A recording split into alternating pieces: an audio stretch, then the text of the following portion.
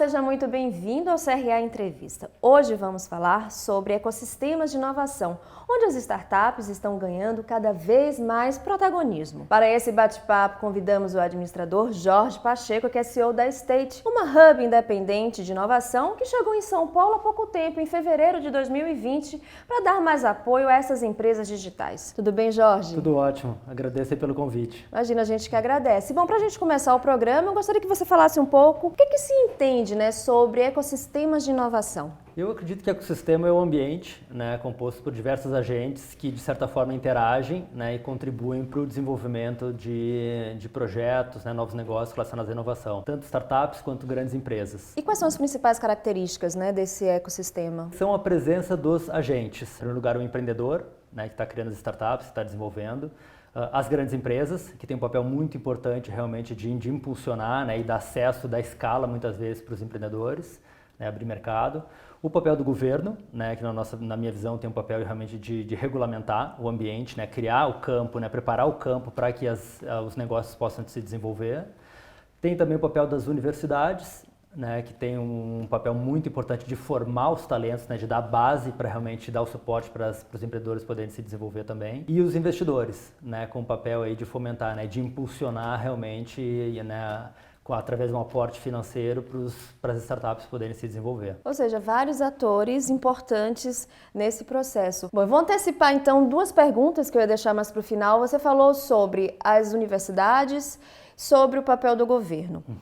Uma discussão que a gente tem visto muito é se as universidades, principalmente as das áreas da gestão, da administração, estão sabendo preparar seus profissionais para esse novo mercado, para esse novo ambiente corporativo. Na sua opinião, como é que está esse movimento das universidades? Elas estão sabendo preparar os alunos já saem das faculdades prontos para esse novo mercado? Olha, eu acredito que algumas universidades sim já estão bem avançadas nisso, principalmente universidades que eu associo que têm o corpo docente, os professores que são também de mercado, que trabalham em empresas ou que prestam consultoria, geralmente são tipos de universidades um pouco mais abertas, e conectadas realmente com o que está acontecendo. Então, eu acredito que tem diversas que já estão preparando, tem umas que já começaram esse movimento e estão fazendo um bom trabalho. Diversas outras ainda não, por diferentes razões, algumas universidades talvez um pouco mais fechadas, outras talvez não tão antenadas e outras que talvez como uma fórmula até então vem funcionando, mantém esse perfil mais uma grade. Mais tradicional, digamos assim. Mas eu acredito que, enfim, todo mundo tem acesso à informação e eu acho que está estampado realmente o que está acontecendo, para onde o mundo aí está caminhando. Então, acho que é papel das universidades realmente se adaptar às mudanças, E o governo brasileiro, você acha que ele está sabendo investir nesse setor, das startups? A gente já pode chamar de um setor de startup que existe no Brasil? O que eu acho? Eu acho que tem ações sendo feitas, eu acho que tem um movimento importante sendo feito, um deles é o Marco Legal das Startups, que eu acho que acima de qualquer coisa a gente precisa definir o que é startup, na questão literalmente conceitual da palavra. A gente ainda não tem esse consenso, enquanto a gente não tiver esse marco legal. Isso dificulta, mas o governo eu acho que ele vem trabalhando de alguns anos, um pouco lento, sem dúvida, comparado aí a outros países. A gente está, acho, um pouco devagar nesse movimento, mas eu vejo que é algo que está na pauta. Estamos avançando. Estamos avançando, sim, sem dúvida.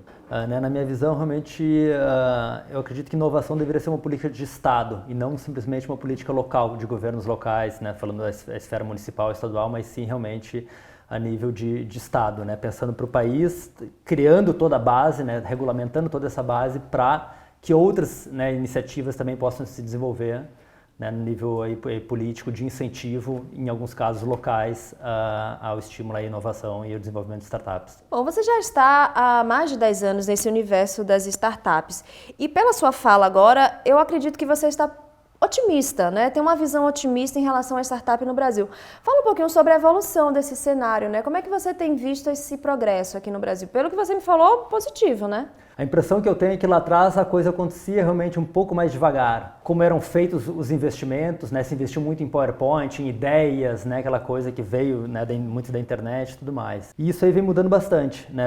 Uma das coisas eu acho que assim que eu mais percebo é a velocidade como novos mercados literalmente estão sendo criados, novas soluções, novos mercados. É uma coisa assim impressionante cada vez mais. A criação tanto de novos nichos quanto realmente a ampliação de grandes mercados. Quando a gente fala do mercado financeiro é um universo gigantesco do que pode ser desenvolvido e eu acredito que a gente está recém no início dessa curva, né? Então, sem dúvida, tem muita oportunidade aí realmente para ser desenvolvido.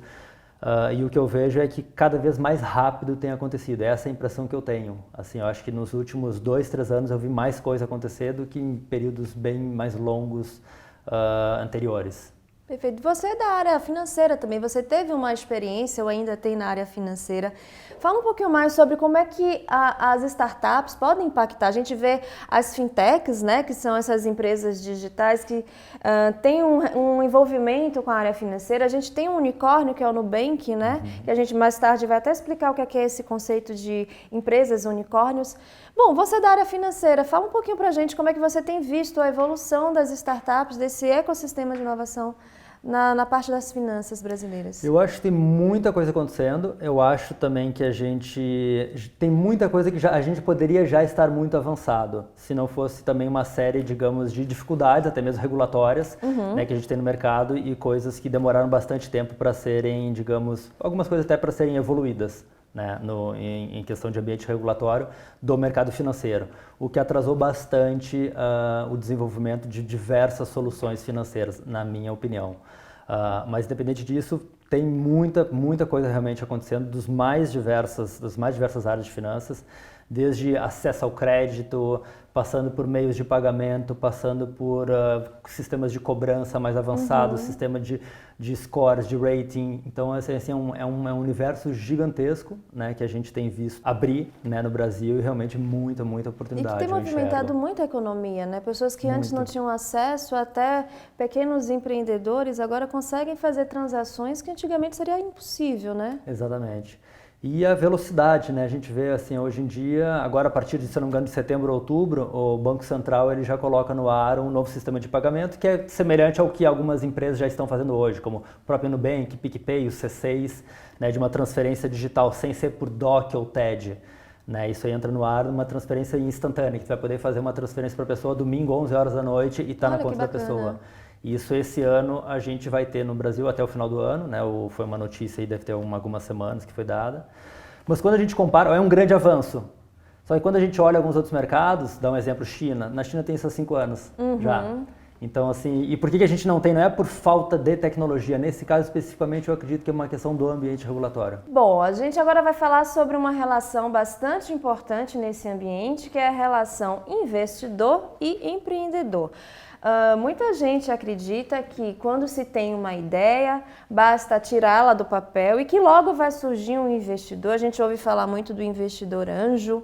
E eu queria que você, Jorge, falasse pra gente como é que acontece essa relação, qual a importância dessa relação, porque o que acontece muitas vezes também depende muito da iniciativa, das atitudes que o empreendedor tem, que faz com que o investidor se habilite a investir, que queira participar desse projeto. Fala um pouquinho sobre essa relação, qual a importância dela nesse ecossistema? Olha, eu acho que o investidor ele tem um papel muito importante no ambiente, no ecossistema aí de inovação de startups, né? Porque muitas vezes é ele quem ajuda a viabilizar aquela ideia, aquele projeto. É uma coisa que vem evoluindo bastante, né? Quando eu falo que antigamente se via mais investidores investindo em PowerPoint. Houve uma certa, digamos, um amadurecimento não só dos empreendedores, né, e das startups, quanto também dos investidores. Né? Então, hoje em dia, cada vez mais o investidor não busca simplesmente, o cara teve uma ideia brilhante, eu acho que isso aí pode ser, pode virar uma empresa de bilhão. E muito mais do tipo, ok, mas quem é o cara? Ele tem conhecimento na área que ele está falando, ele tem, né, track record, quem são os sócios? É uma plataforma de tecnologia, ele já tem o corpo de tecnologia comprometido, digamos, realmente a desenvolver aquela tecnologia por um período médio, longo prazo. Então, hoje em dia tem uma série de coisas que o investidor vê, além de simplesmente a ideia, né? E eu acho que ainda existe uma certa ilusão, talvez, de algumas pessoas que estão começando, do tipo, eu tenho uma ideia que, isso vai ser a coisa mais incrível do mundo. Né?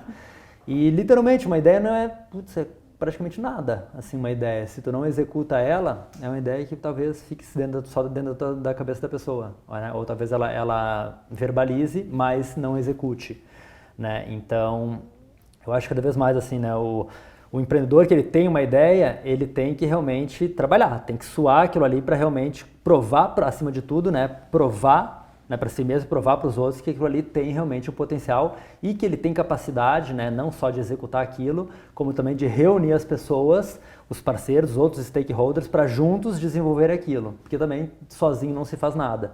Né, e aquela figura do empreendedor brilhante, genial, eu particularmente não acredito. Né, em todas as histórias, eu acho que todos os mitos que tem aí, todas as vezes que eu fui um pouquinho atrás aí de entender um pouco melhor a história, tu percebe que tem muitas pessoas que fizeram parte realmente da trajetória daquele grande empreendedor superstar, né?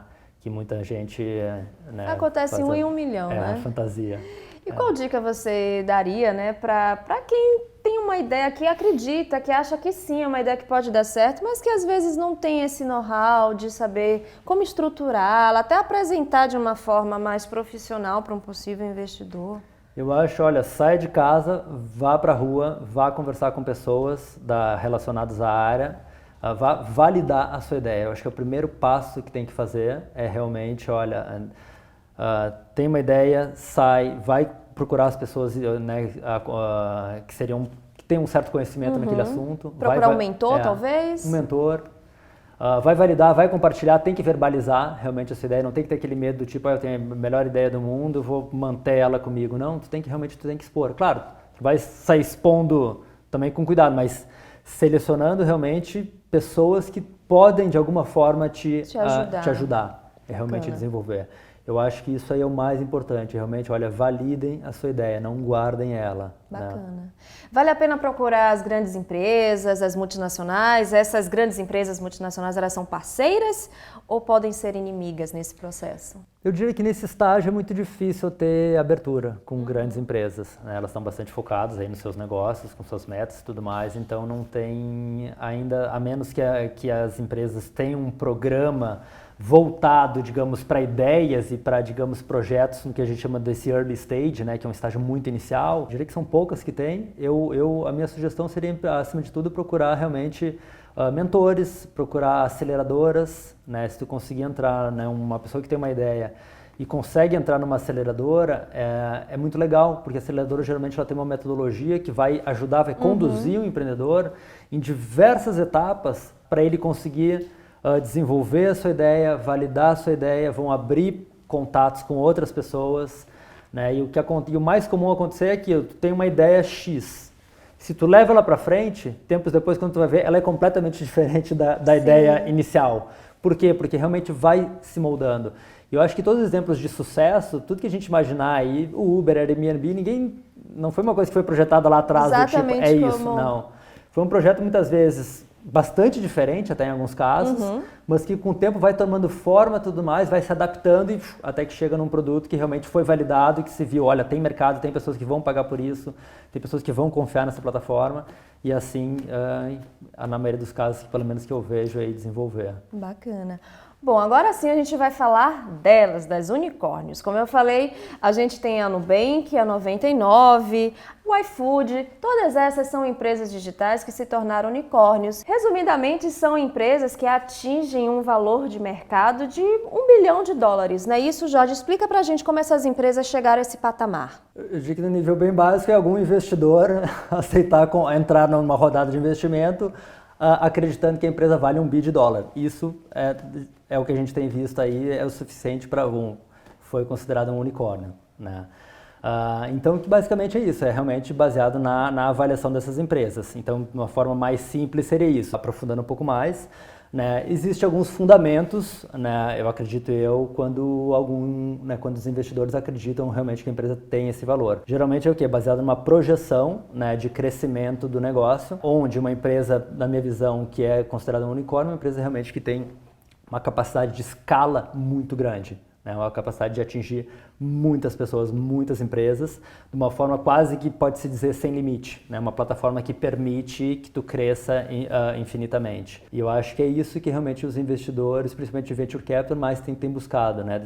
De alguns anos para cá só se fala isso, né? Eles querem a empresa que possa valer $1 bilhão. Né? E para isso realmente tem que ter escala, né? E quando uma empresa se mostra capaz de ter já uma tecnologia parruda, um modelo comercial, né, capaz realmente de crescer, de escalar, né, com um time de gestão, né, capaz, é onde a gente tem visto aí que realmente tem recebido um dos maiores cheques, né, de investidores e com essas quantias mais altas. Seriam as empresas que sempre trazem ideias disruptivas, por exemplo, o Airbnb, você tem hospedagens no mundo todo, mas eles não têm a unidade, né? Eles não são donos de hotéis. Nesse sentido, o iFood, você já tinha um serviço de entrega em casa, o delivery, mas se tornou uma coisa mais prática, mais objetiva. É nesse sentido, assim, tem que ser uma ideia revolucionária ou nem sempre? Nem sempre eu acredito. E realmente uma diferença dessas empresas, dessa nova economia que a gente vê, elas não são donas de ativos físicos, sim. Elas são donas de ativos dados. Esse é o grande valor delas, né? É o algoritmo, né? A plataforma de tecnologia que elas desenvolvem e os dados que essa plataforma recolhe, né, dos usuários. É aí onde está o grande valor. Não mais se ela tem o terreno, se ela tem o imóvel, se ela tem a máquina. Claro que depende do negócio. Mas o que a gente está vendo quando a gente fala de negócios digitais, dessas startups unicórnios, eu acho que é isso que mais tem sido onde está o valor delas. Bom, eu vi uma matéria falando que existem empresas unicórnios que não dão lucro. Queria saber se isso é possível, se essa matéria está certa e se sim, como é que uma empresa que atinge um valor de mercado de 1 bilhão não dá lucro e consegue se manter, contratar pessoas capacitadas, com salários até altos. Como é que isso é possível? Qual que é a tese, geralmente, que essas empresas têm? É do tipo, eles não dão lucro porque eles estão investindo na tecnologia, investindo na expansão, tudo mais. Então eles acabam gastando muito dinheiro para crescer, para desenvolver mais essa tecnologia e tudo mais, muito num conceito do tipo, a gente vai ficar tão grande, tão forte, né, que não vai realmente ter muito espaço para os outros, a gente acaba tendo uma posição muita vantagem no mercado, né? Então nessa visão que os investidores realmente olham, né, acreditam, olha, essa empresa eu acho que com esse potencial todo que ela tem, eu acredito que ela vale $1 bilhão, mesmo não dando lucro, porque nesse sentido, mas eu acredito que todo investidor, sem dúvida, tem uma expectativa que algum dia a empresa dê lucro, né? Sim. O Uber tem sido bastante questionado, né, nesse sentido, que ficou bastante tempo aí, né, sem apresentar até hoje, né, resultados positivos, mas é uma empresa que quando a gente vai ver, eles estão constantemente investindo em tecnologia, na plataforma e tudo mais. E é o caso, eu acho que um caso interessante é o da Amazon. A Amazon passou, se não me engano, mais de 10 ou 12 anos realmente só dando prejuízo. Mas quando ela começou a dar lucro, os investidores que entraram lá atrás, eu acho que estão bastante satisfeitos. No caso da Uber, por exemplo, você falou que ela passou muito tempo, né, sem dar lucro, investindo. Esse tempo investindo não faz com que outros concorrentes se preparem, até usufruam dessa própria tecnologia, né? Porque hoje tem outros concorrentes da Uber, sim, né? Não é um espaço muito perigoso, né, para essa startup esperar chegar esse lucro enquanto ela está investindo, né, injetando dinheiro, e aí outros concorrentes vão chegando e às vezes eles conseguem até chegar primeiro no topo nessa questão do lucro? O que eu acho que acontece é essas empresas que estão constantemente investindo, elas estão disparando bastante à frente, realmente com vantagens competitivas, principalmente em relação, né, ao capital intelectual, à tecnologia e aos dados que elas colhem. Então, uma empresa como o Uber, que já largou há tanto tempo na frente, investe tanto em tecnologia, é bem difícil criar uma plataforma, digamos, digital tão forte, tão parruda quanto a deles. Tá. E também ter uma base de dados tão rica, tão forte quanto a deles, que já estão aí há anos, né, coletando os dados, aperfeiçoando a todo momento o seu algoritmo para ele processar cada vez melhor, para realmente achar cada vez melhorar a experiência para o usuário, de ter o carro mais rápido, tudo mais, uma série de outras coisas. Então eu acredito que eles estão na frente. Outros menores sempre têm espaço aí para crescerem. Eu acho aonde eles podem realmente ter algum espaço, muitas vezes é concentrando em alguns nichos. Perfeito. Né? Então, nesses nichos é onde eles conseguem ter, digamos assim, criar uma certa afinidade com o seu público, né? Sim. E dessa forma começar a crescer. Porque fora isso é muito difícil, eu acredito, competir com os grandes, né? Tá. Então, até pega num exemplo, por exemplo, um Facebook da vida, né? Qualquer um pode criar uma plataforma, uma rede social, né? Não é a tecnologia propriamente do Facebook, sim, que é o mais forte, né? Claro que eles têm uma série de coisas, mas é muito difícil tu ficar tão grande quanto o Facebook no momento que no Facebook todo mundo está lá dentro, né? Tu vai querer estar, a pessoa quer estar onde os outros também, sim, estão. Então, por mais que seja uma plataforma pequena, vai ter mais dificuldade realmente de crescer. E tem a né, relação também, né? As pessoas já estão acostumadas com aquele produto, já tem, né, todo um conhecimento. Então são empresas que já realmente largaram na frente, assim, elas têm uma vantagem competitiva muito grande, muito grande. Bom, um outro bichinho está entrando nesse ecossistema. A gente já falou dos unicórnios, agora a gente tem as zebras, que na verdade é um conceito vindo dos Estados Unidos, se eu não me engano, que fala um pouquinho sobre essas vantagens, né, desproporcionais das unicórnios em relação às outras startups, e tem outros conceitos também por trás disso, tem outras questões. Fala um pouquinho sobre as zebras, o que são essas zebras, como é que elas estão chegando no Brasil? Bom, eu conheço um pouquinho, uma coisa mais recente que eu tenho visto. É bem recente, é bem um conceito recente, bem acredita, recente. né? Eu faz pouco tempo aqui também que eu fiquei sabendo. Pelo que eu entendi, começou com um grupo, né, de mulheres empreendedoras, né, que passaram pela sabatinada aí das rodadas de roadshows com investidores e tudo mais, né, tiveram uma série de frustrações e começaram a escrever sobre isso.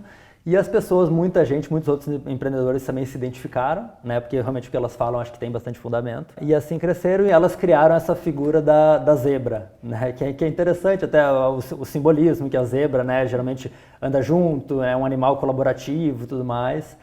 Então, eu vi elas falando uma vez também da questão do preto e branco, né, que é uma coisa bem clara o que é, bem transparente, né. Então, elas criaram esse simbolismo da zebra para fazer essa analogia contra o unicórnio, né? E a outra coisa é que o unicórnio é um bicho mágico, né? Mitológico. Uma fantasia, e a zebra é um bicho real, né? E olhando o que eles estão chamando, né, de startups zebra, eu acho bem interessante, né? Eu acredito que até é um segmento que tem bastante a agregar realmente no ecossistema. Na visão da zebra, não é aquela startup que pensa em ser, vou dominar o mercado, eu vou ser o gigantesco, não sei o quê. E uma startup que pensa muito mais do tipo, eu quero oferecer uma solução de valor, com isso, naturalmente, eu vou crescer, mas respeitando o meio ambiente, né, com conceitos de sustentabilidade, com conceitos de colaboração, né, de junto com outros agentes desenvolverem e tudo mais. Você acha que estava precisando ter esse questionamento já nesse ecossistema tão novo, né, que ainda está no processo de amadurecimento? Sem dúvida, é um assunto muito atual, né, quando a gente vê até mesmo, por exemplo, o maior fundo, né, de private equity que a gente tem no mundo, o BlackRock, né, eles na última carta deles, eles se posicionaram do tipo, a gente só vai investir em empresas que são ambientalmente conscientes, né, ambientalmente responsáveis. Né, então aquilo ali já é um sinal muito grande. Né, não se tem mais, né, quando a gente vê um gigante como o BlackRock, né, falando esse tipo de coisa e realmente, né, mostrando que só vai investir, que está olhando isso sendo tão importante quanto a capacidade da empresa de dar lucro, a capacidade da empresa realmente de respeitar e de contribuir, né, com o meio ambiente, eu acredito que é um sinal muito positivo. E eu vejo que as startups, de certa forma, vai ser a mesma coisa. Né? É claro que sempre vai existir um investidor que não está preocupado com isso, né? Mas cada vez mais, mesmo esse investidor vai ser pressionado, porque mesmo os fundos de investimento, eles precisam captar dinheiro, né, com acionistas do fundo. E esses acionistas começam a cada vez mais cobrar essa responsabilidade socioambiental. Né? Então eu acredito que vem muito dessa pressão, essa questão aí de realmente das empresas se adequarem. Né? E eu acho que as startups zebra, elas já nascem com esse mindset e elas já têm ecossistemas maduros suficientes, como o dos Estados Unidos, por exemplo, que realmente tem uma série de investidores que estão olhando para isso. Né? Desde os investidores que a gente começou, que foi uma evolução até mesmo da filantropia, né? Quando a gente muitas vezes se botou dinheiro, né, fundo perdido, em projetos, em ideias, e evoluiu para a indústria do investimento de impacto, né, que a gente chama, que além do retorno econômico tem uma contribuição social e ambiental, ali já foi uma evolução. E essa indústria de Impact Investing está olhando muita coisa de tecnologia e tem feito grandes investimentos nos Estados Unidos com empresas realmente que já nascem no seu DNA com essa responsabilidade socioambiental e esse compromisso, né, realmente de criar um impacto positivo aí na sociedade e no mundo. Bom, isso que o Jorge falou, a gente pode resumir como se fosse uma economia sustentável. É isso que é economia sustentável? Eu acredito que faz parte. Acho que na minha visão a economia sustentável é uma coisa bastante abrangente, né, que envolve, acho que todas as cadeias, né, desde o do varejo, tudo que a gente imaginar, acho que realmente deveria passar por essa economia.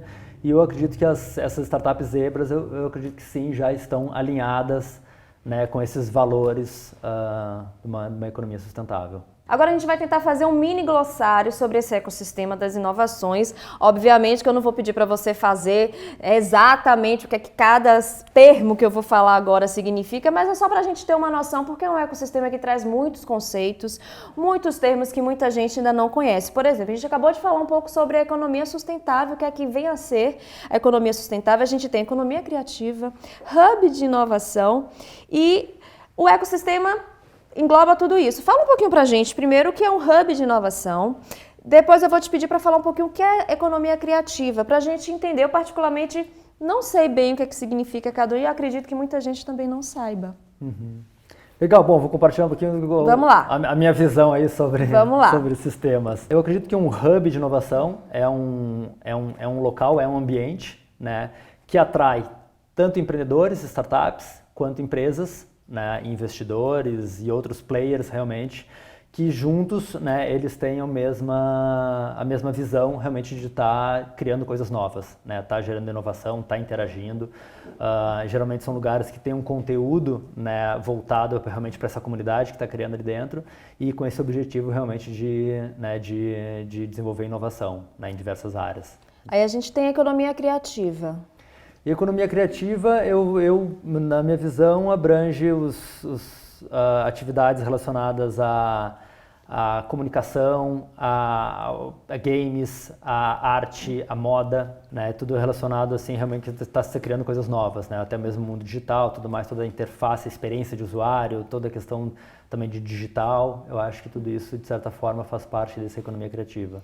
Bom, aproveitando que a gente está falando de hubs de inovação, vou pedir para o Jorge explicar para a gente como é que a State, que é a hub de inovação, que ele é CEO, vai atuar. Foi lançada recentemente aqui em São Paulo, né? Fala para a gente, atuação local, atuação nacional, como é que vocês vão auxiliar, apoiar esses empreendedores, essas startups? Bom, primeiro o State nasce em São Paulo, né, com uma atuação num primeiro momento local, né? O nosso objetivo é ser um hub de inovação, acima de tudo uma plataforma neutra, né, capaz de suportar, né, as ideias de empreendedores, de empresas para juntos desenvolverem coisas, né, nesse galpão. Além da figura do empreendedor e das empresas, a gente tem focado bastante em atrair cientistas, né, onde a gente acredita realmente que é um setor aí que a gente precisa desenvolver no Brasil. A gente tem um potencial gigantesco e o State tem um pouco esse papel, né? Então, quando a gente fala de inovação, a gente está olhando muito inovação relacionada a hard science, a deep tech, também falando de indústria, né? É um tema também que a gente olha bastante, inclusive a indústria criativa. A gente começa aqui em São Paulo, fizemos, né, a reforma de um antigo galpão industrial dos anos 50, né? É um projeto para atingir 20 mil metros quadrados, né? Começando aqui na Vila Leopoldina e abrigando áreas de inovação de grandes empresas, empreendedores, cientistas, laboratórios de ciência, fundos de investimento, entre outros. A gente tem também diversos espaços para eventos, né? E a gente acredita muito que o evento é muito importante no hub de inovação, porque ele traz o conteúdo, ele traz o fluxo, né, de pessoas e iniciativas que a gente vai promover, vai divulgar e tudo mais, né? Então, um pouco isso que a gente vem aí construindo com o State. A gente tem um pouco dessa visão realmente de ser o primeiro hub voltado para Deep Tech, né, Hard Science, e inclusive indústria. Num primeiro momento atuando localmente em São Paulo, mas a nossa visão é realmente no futuro a gente expandir não só o Brasil, mas realmente criando bases em outros lugares. Né? E em São Paulo, São Paulo, acredito que é um ecossistema que ele vem amadurecendo bastante, né? Eu acho que tem muita coisa interessante acontecendo aqui. Já temos diversos hubs de inovação fazendo um trabalho excelente, né? Como o caso do Cubo, que é um super case que nós temos, aí, o Itaú. Temos o Nova Braico, o Bradesco, o campus do Google, acho que todos eles fazendo um trabalho excelente. Agora todos eles bastante voltados para digital, né? Inovação digital. E todos eles em prédios comerciais e tudo mais. Né? Um diferencial do State é nós estamos num galpão industrial, onde foi uma indústria metalúrgica durante 70 anos. Né? A gente não tem limitação de por exemplo, disponibilidade de energia elétrica, nem de peso, nem de logística, né? Por ser um galpão industrial.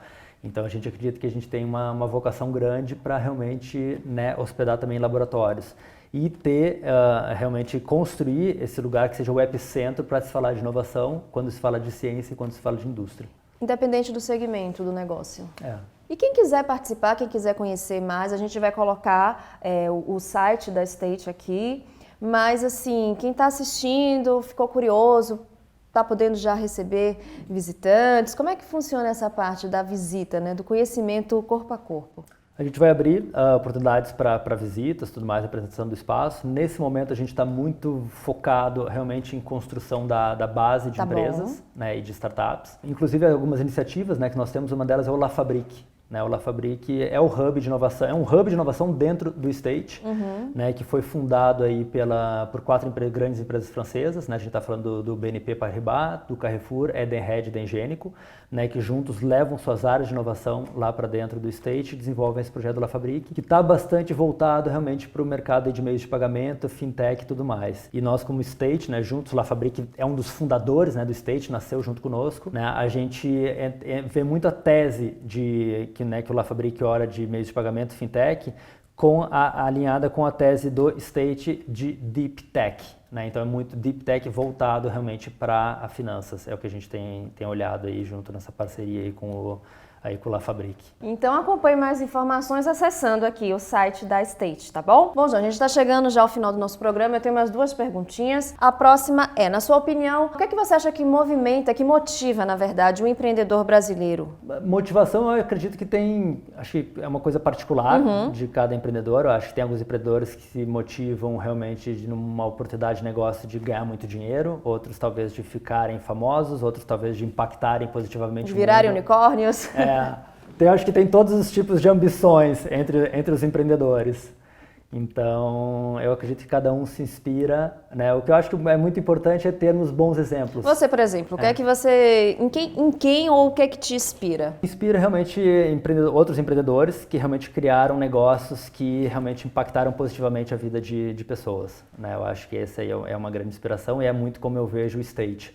O State a gente se posiciona como uma plataforma, né? Uma plataforma neutra. O nosso papel é realmente criar esse campo para que outros empreendedores e empresas, áreas de inovação de grandes empresas, né, vão para lá e possam desenvolver, né, suas iniciativas. O nosso papel é de suportar o desenvolvimento das grandes ideias deles.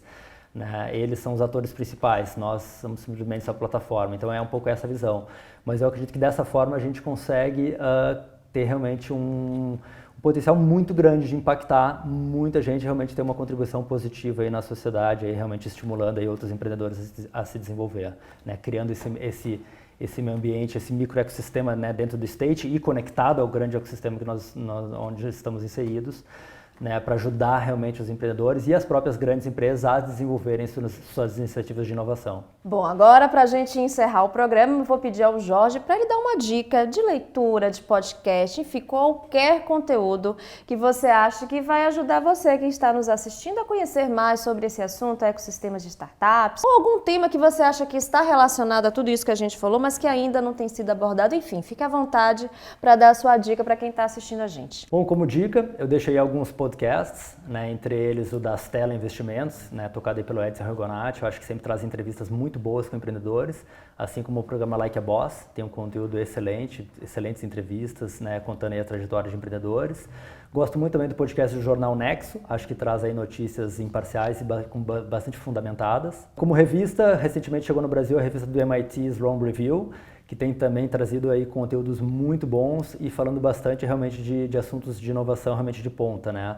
E muita coisa aí relacionada a Deep Tech, Hard Science, então fica a dica aí, eu acho que é um material aí excelente aí que está à disposição em português. E aproveitando essas dicas do Jorge, eu vou também deixar 2 dicas. O nosso podcast, o ADM Cast, que essa entrevista que a gente acabou de fazer com o Jorge estará disponível também lá na nossa plataforma no Spotify, ADM Cast. Então, se você não é assinante ainda, assine, acompanhe os outros episódios.